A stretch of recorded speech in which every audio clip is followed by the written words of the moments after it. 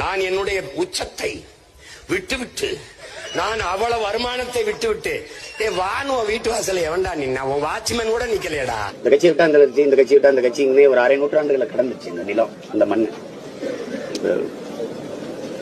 தம்பி எல்லாம் வரும்போது இன்னும் கொஞ்சம் வலிமையா இருக்கும்னு நினைக்கிறேன். இப்ப நம்ம ஒரு ஆளே எழுத்து எல்லா பக்கம் சட்டை செய்ய முடியல. அப்ப அவர் வந்தா இன்னும் கொஞ்சம் ஆதரவா இருக்கும். அதனால அவர் வரணும். அவருக்கு இன்னைக்கும் மதிப்பு இருக்கு. இந்தியாவிலேயே அதிக சம்பளம் வாங்குற நடிகர் தமிழ்நாட்டில் அவர் தான் முதன்மையான நடிகர். உண்மையிலே பார்த்தா அவர் தான் இப்போதைக்கு சூப்பர் ஸ்டார். 150 கோடி அவருக்கு சம்பளம், 30 கோடி வரி போனாலும் 120 கோடி அவர் கையில் இருக்கு. அதை பொருள்படுத்தாம வர்றாருன்னா சரி, வரவேற்க வேண்டியதுதான். தமிழர்களுக்கு நிறைய கோடிக்கணக்கான பிரச்சனை இருக்கு. அதுல போராடுறதுக்கு நிறைய தலைமைகள் கட்சிகள் தேவைப்படுது. உங்களை எதுக்குறது, இவர் எதுக்குறது, அது எதுக்குறது அப்படி இல்ல.